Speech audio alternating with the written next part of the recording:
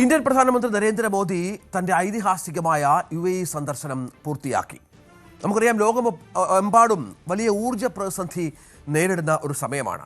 ഇതിനിടയിൽ ഒപെക്കിൽ നിന്ന് പിന്മാറി UAEയുടെ നിലപാട് ആഗോളതലത്തിൽ വലിയ ചർച്ചയായിരുന്നു. UAE ഇപ്പോൾ തങ്ങളുടെ ഇന്ധന വിതരണമൊക്കെ സ്വതന്ത്രമായാണ് നടത്തിക്കൊണ്ടിരിക്കുന്നത്, സംശയമില്ല. ഇതിനിടയിൽ ഇന്ത്യയിലെ ഓയിൽ റിസർവ് 30 ദശലക്ഷത്തിലേക്കൊക്കെ ഉയർത്താൻ UAE തീരുമാനിച്ചു എന്നുള്ള പ്രധാനപ്പെട്ട വിവരങ്ങൾ പുറത്തു വരികയാണ്. ഒപ്പം ഏതാണ്ട് 42,000 കോടി രൂപയുടെ വൻ നിക്ഷേപമാണ് ഈ സന്ദർശനത്തിലൂടെ ഇന്ത്യക്ക് UAE പ്രഖ്യാപിച്ചത്. അടിസ്ഥാന സൗകര്യ മേഖല വികസനത്തിനും ബാങ്കിംഗ് രംഗത്തിനുമൊക്കെയായി UAE ഈ തുക അനുവദിക്കും എന്നുള്ളതാണ് ഏറ്റവും പ്രധാനപ്പെട്ട വിവരം. ഈ പ്രതിരോധ ഊർജ്ജ കരാറുകൾ ഇന്ത്യക്ക് വലിയ ഊർജ്ജമാകും എന്ന കാര്യത്തിൽ സംശയമില്ല. ഒപ്പം പെട്രോളിയം ശേഖരം, LPG വിതരണം, ഷിപ്പിംഗ് മേഖലകൾ എന്നിവയിൽ വലിയ സഹകരണം ഉണ്ടാക്കുന്ന 6 പ്രധാനപ്പെട്ട കരാറുകളും മോദിയുടെ അബുദാബി സന്ദർശനത്തിൽ ഒപ്പിട്ടു എന്നുള്ള ഏറ്റവും പ്രധാനപ്പെട്ട ഒന്നാണ്. സ്ട്രാറ്റജിക് പെട്രോളിയം റിസർവ് ലിമിറ്റഡും അബുദാബി നാഷണൽ ഓയിൽ കമ്പനിയുമായി സഹകരിച്ച് ഇന്ത്യയിലെ പെട്രോളിയം ശേഖരത്തിൽ UAEയുടെ പങ്കാളിത്തം 30 ദശലക്ഷം ബാരലായിട്ടാണ് ഉയർത്തുന്നത്. സംശയമില്ല, ഇത് ലോകരാജ്യങ്ങളെ അമ്പരപ്പിക്കുന്ന കരാറായി മാറിയിരിക്കുകയാണ്. അജയ് സുധാ ബിജു ഏറ്റവും പുതിയ വിവരങ്ങളുമായി ചേരും. അജയ്, നമ്മൾ നേരിടുന്ന വലിയ പ്രതിസന്ധി എല്ലാ രാജ്യങ്ങളെയും പോലെ തന്നെ ഹോർമുസ് വഴിയുള്ള പെട്രോളിയം ഉൽപ്പന്നങ്ങളുടെ നീക്കമാണ്. അത് പരിഹരിക്കപ്പെടുമ്പോൾ സ്വാഭാവികമായും UAEയുടെ ഭാഗത്ത് ഇത്രയധികം ഓയിൽ ഇങ്ങോട്ട് എത്തുമ്പോൾ നമുക്ക് ഇത്തരത്തിലുള്ള സഹകരണം അവർ വാഗ്ദാനം ചെയ്യുമ്പോൾ അതിന് പിന്നിൽ നമുക്ക് ദീർഘകാല ലക്ഷ്യങ്ങളുണ്ട്. അത് യാഥാർത്ഥ്യത്തിലേക്ക് അടുക്കുക എന്നുള്ളത് ചെറിയ കാര്യമല്ലല്ലോ. തീർച്ചയായിട്ടും ഈ ഒപ്പക്കിൽ നിന്ന് UAE പിന്മാറാനുള്ള ഏറ്റവും പ്രധാനപ്പെട്ട കാരണം അവർക്കുള്ള എണ്ണ ഉൽപാദനം അതിൻ്റെ ഒരു പൂർണ്ണ തോതിൽ വിതരണം ചെയ്യാനാകുന്നില്ല എന്നുള്ളതാണ്. അതായത് UAEയിൽ ഉണ്ടാക്കുന്ന ഒരു എണ്ണയുടെ തോത് വെച്ച് നോക്കുകയാണെങ്കിൽ അവർക്ക് കൂടുതൽ ഇപ്പോൾ വിതരണം നടത്തിക്കൊണ്ട് അതിൻ്റെ ഒരു 10 മടങ്ങ് ലാഭം കൊയ്യാൻ അവരെ കൊണ്ട് സാധിക്കും. പക്ഷേ ഒപ്പക്കിനകത്തുള്ള വ്യവസ്ഥകളും അതുപോലെ സൗദി അറേബ്യയുടെ ഒരു അപ്രമാദിത്വവും എല്ലാം കാരണം ഇത് കാരണം UAEക്ക് സാധിക്കില്ലായിരുന്നു. എന്തായാലും നിലവിൽ ഇപ്പോൾ ഒപെക്കിൽ നിന്ന് UAE പുറത്തു പോയിട്ടുണ്ട്. അപ്പോൾ അതുകൊണ്ട് തന്നെ അവർക്ക് തങ്ങളുടെ ഈ പെട്രോളിയം, അതായത് ഈ ക്രൂഡ് ഓയിൽ വിറ്റഴിക്കാൻ ഒരു വലിയ മാർക്കറ്റ് അവർക്ക് വേണ്ടി വന്നിരുന്നു. അപ്പോൾ തീർച്ചയായിട്ടും UAEയുടെ ആ ഒരു ആവശ്യം നിറവേറ്റുന്ന വലിയൊരു മാർക്കറ്റാണ് ഇന്ത്യ. ഇന്ത്യയെ സംബന്ധിച്ച് രഞ്ജിത്ത് സൂചിപ്പിച്ചതുപോലെ വളരെ കടുത്ത രീതിയിലുള്ള ഊർജ്ജ പ്രതിസന്ധി നേരിടുന്നുണ്ട്.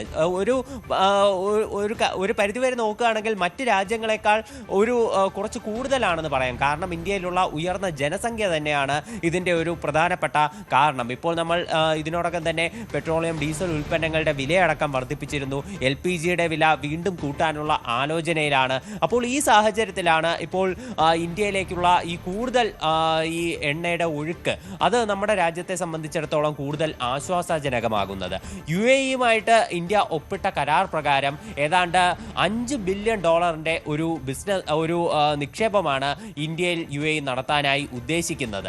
ഇത് ഒരു മടങ്ങായിട്ട് ഈ ഇരു രാജ്യങ്ങളുടെയും വ്യാപാരം വർദ്ധിപ്പിക്കാനും ഇതുവഴി സാധിക്കുമെന്ന് തന്നെയാണ് പ്രതീക്ഷ.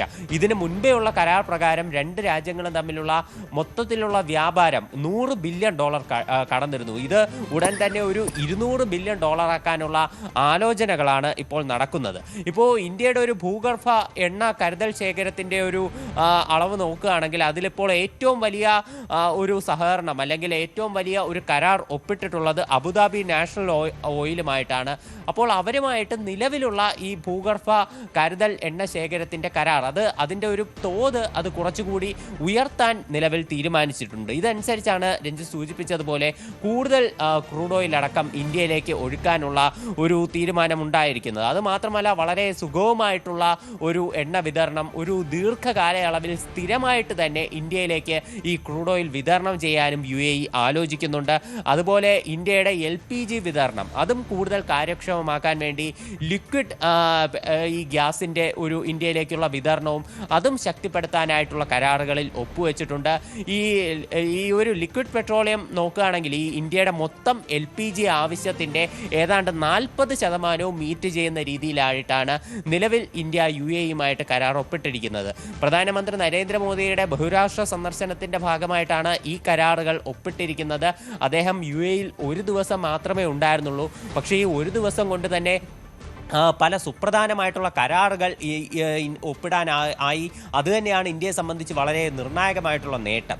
ഇതിന് പുറമെ നമുക്ക് വലിയ നേട്ടം സംഭവിച്ചിരിക്കുന്നു. ഇതിനിടയിൽ ഇന്നലത്തെ ദൃശ്യങ്ങളിൽ ഏറ്റവും ഒരുപക്ഷെ സോഷ്യൽ മീഡിയയിലൊക്കെ ഏറ്റവും വൈറലായി ഇന്നലെ വന്ന ഒരു ദൃശ്യം നരേന്ദ്രമോദിയോടുള്ള ആദരസൂചകമായി F-16 വിമാനങ്ങളുടെ അകമ്പടി UAE യാത്രയിൽ മോദിക്ക് ഉണ്ടായിരുന്നു എന്നുള്ളതാണ്.